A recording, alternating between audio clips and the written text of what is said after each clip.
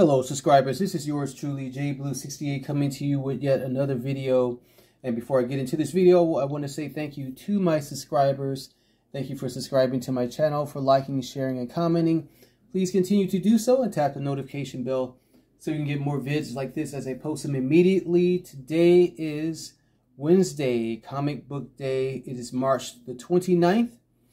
And this is the last comic book day of the month of March. And I'm not gonna lie to you, I am so glad that March is marching its way on out of here. It's not been the best month for me in terms of things that have been happening in my life. Not more so personally, but business-wise. On the business side of my life, things have been kind of crappy, but I'm handling it and dealing with it. And I'm, again, preparing for the month of April. I don't expect this video necessarily to get too many views for some reason. Some of my comic book haul videos or comic book videos get a lot of views, others don't. But in any case, I love comics regardless, and I love to share them with you. It's not an attention thing. I just love to get attention to comic books because I love reading comic books. And I really think comic books play an essential part of my life. And those who actually read comic books still in their lives as well, in terms of adventure, imagination, points of view, different things comic books can bring to us, you know, in our lives. That it's the escape from reality a lot of times, and in some cases, some comic books actually deal with reality. From a fictional point of view. But I love comic books. And I really, especially more so than reading the big two, which are, of course, Marvel and DC, I really like, you know, independent comic books. And this really is not really an independent comic. Well, it kind of sort of is. Dark Horse Comics is kind of an independent comic book company, but they're also somewhat very well known to people who don't read comic books. Dark Horse Comics has been around for a long time now. I think buddy of mine, Sequential Geek, and you should check out his page too. His YouTube channel. Sequential Geek. He did a video haul talking about Dark Horse Comics and the founder of Dark Horse Comics about I think last week sometime. He was talking about the founder of Dark Horse Comics and where they are now, etc., etc. You might want to check out the video. It's quite a long video, but it was very interesting to get his perception, his perspective, and his knowledge on that. But Dark Horse Comics, when I stopped reading comics, I think, well, I'll just say in another part of my life when I was involved with a certain person, and I was trying to be a dedicated person to that person. That's all I'll say. And in that part of my life, I kind of lost track of losing comic books. When I got back into comic books through another buddy of mine, it was actually through Dark Horse Comics. He got me back into reading comic books again, and that was in the excuse me, in the early 90s. And Dark Horse, they were the original publishers of the Star Wars comic books. And I used to read a lot of the Dark Horse Star Wars comics, specifically Tales of the Jedi. And I actually did a video on Tales of the Jedi Dark Horse comics about a year or so ago, probably a little longer than that. And how I've always praised that Dark Horse comics, in my opinion, have had the best take on the Star Wars universe in terms of comic books that I've ever read. And I still hold to that today. So much so that the Tales of the Jedi story actually has been adopted by Disney, Lucasfilm, and actually is they have a miniseries on Disney Plus called Tales of the Jedi. But that title comes from Dark Horse Comics. Anyway, let's get into this specific book. This is a new book from a new series from Dark Horse, from writer James Tynion IV. And James Tynion IV, if you don't know, of course, is a writer. He's written for many comic book publications, DC, Marvel, Boom Studios, and of course, what you see here, Dark Horse Comics. And one of his most popular independent stories he's written, of course, is Something is Killing the Children, which is published by Boom Studios. It's one of my favorite books, one of my favorite stories, and it will be adopted on Netflix. There is no upcoming specific date on that, but yes, James Tynion IV. This is Blue Book number 1. And we're going to do a brief review of this book. And before I actually get into opening up the pages and looking at the pages, I just want to say the cover of this book and the paper quality, it's almost like cardboard, is absolutely wonderful. Is top grade, top notch. And this comic book, I've had this comic book for over at least about 2 weeks now. In fact, book 2 came out last week. I'm still waiting for my comic books to arrive so I can read it.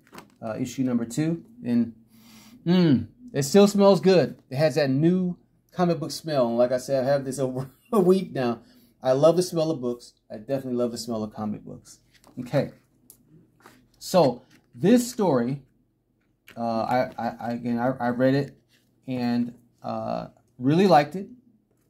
It deals with an African-American couple in the 60s, early 60s. And, of course, that was not one of the best times for African-Americans in this country. And James Tynion seems to have captured some of that, but he doesn't linger on that particular subject because that's not what the entirety of the book is about. The script, again, is by James Tynion IV. Art is by Michael Ivan Oming. And letters by Aditya Bidikar. Name I am familiar with, but I'm probably not pronouncing his name correctly. Forgive me. I think the art in this book is done well because it captures the look and feel, I think, of the 1960s. You know, where everything, I guess, was pretty much, you could say, black and white. But in this book is black, blue, and white. And it basically well, I'll read the synopsis, which is written on the next page here. Said it was Tuesday, September 19th, 1961, when Betty and Barney Hill began the long drive home from Portsmouth, New Hampshire, from their modest holiday in Montreal. From their modest holiday in Montreal, the couple had heard that a hurricane was making its way up the coast, and having already exceeded their budget for the vacation, they determined it was in their best interests to make the drive home overnight, which is what they did. And they were in this restaurant scene right here, and there's a look of disdain from the waitress, and they actually have a look of disdain as well, as you can tell that the characters, or that the two characters were not necessarily welcomed in this particular little town. Again, this is the 60s, and they mention how both of them are members of the NAACP. Yes, that's actually mentioned in this book. But the story takes a twist and a turn that I didn't quite expect. But then again, yes, I did, because the cover kind of reveals some things. And let's look at the cover again. You see there's a UFO hovering over a vehicle in a very mountainous area. Well, they're driving home, and they're having conversation about, or thoughts rather, about their life, things that are going on in their lives. And the wife spots something overhead, which she thinks to be, or they believe to be, probably moonlight. And it turns out to be, just as the cover reveals, a UFO following them, tracking them. The husband is very apprehensive, though, of her observation, and takes a look himself to see exactly what is going on. Now, again, I like how these panels are written.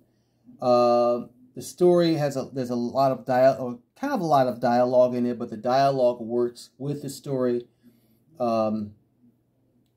There's an omnipresence, so to speak, of the particular UFO or flying saucer that's following them, and you get a feel of that in the next pages. there's nothing extraordinary necessarily about the artwork, but again, it works for this particular story. Has a kind of organic feel to it, and the writing or the letters, the word bubbles, don't overtake the story. The talking and chatter that they have amongst each other does not overtake the story. Does not blot out or is misconstrued in exactly what is going on in the events on these next few pages. And you almost kind of doubt what she's seeing until you turn the next page and you actually see the UFO approaching them. And it looks very antiquated. Looks like something you would see out of a, almost looks like the pages from a Twilight Zone episode. It reminds me of Jordan Peele's Nope. If you didn't see that movie, it was a very interesting movie. It was confusing at first, but when I seen it a second time, and then when a best friend of mine, she explained to me exactly what was going on with the UFO, it did make sense. Well, this kind of reminds me of Jordan Peele's Nope in this first chapter of this particular story. And again, the artwork pays off with the story itself, towards the story itself, and again, what exactly is going on. And we see more of this couple, Betty and Barney, being followed by this unidentified flying object, and they actually reveal and show what the aliens look like. And then here's the husband here. All of his doubts finally are laid aside when he's actually face to face with the UFO. And I do like on some of the pages where they use dialogue, as I mentioned, and then other pages where they don't. They just let the artwork be more self-explanatory. You can view the pages themselves, to get the gist of exactly what is going on here. And here are the, well, let's see if we can show the aliens here. And there's more chatter going on between them, and their disbelief, their shock of what exactly is actually in front of him. And he's looking through these binoculars, as you see in the other pages, and he actually sees the aliens. And they look, like the typical aliens you've seen in like Twilight Zone movies, or even from what is my favorite movie, Close Encounters of the Third Kind. So, again, it's a simple book, but it all in the same token, it holds some excitement and revelation in terms of what's going on in this little small city. Two people living their lives, already dealing with some not so good situations in their personal lives in the 60s. As I mentioned, they're members of the NAACP, and probably dealing with a lot of incidents that came during those times, race riots and racial disparity and that sort of thing, and the Jim Crow times. It's part of the history of the country, unfortunately. And then here comes these aliens to add to, their already not so good situation on their vacation, if that makes sense. Well, there's comic books for everybody. As I said at the beginning of this video, we have superhero comic books, we have anti-hero comic books, we have comic books that deal with mystery, thrillers, suspense, scary comic books, and then you have books like this. And James Tynion, to me, is a perfect writer, one of the perfect writers for this book. If you read Something Is Killing the Children, you would understand why I say that. He seems to have a grasp to scare people, for mystery, suspense, and thrillers. That's what I'm trying to say. So This is just my review of the book, my take on what I've read so far. And again, I love the smell of this book, and I can't wait to get issue number 2 because I have issues. All right, let's put this back in the Mylar. So I hope that you've enjoyed this brief comic book review of, and it's called Blue Book. As to why it's called Blue Book, aside from the colors on the pages and on the cover, I don't know why, but I'm sure we'll find out in upcoming issues. So if you're interested, it's a $4.99 comic. Again, it's been out for some time now. Book number 2 came out last week, and I can't wait to read it. I hope that you've enjoyed this review. I hope I didn't bore you to death. Please like, again, share, and subscribe, and tap the notification bell so you can get more videos like this as I post them immediately. Peace, love, and hair grease.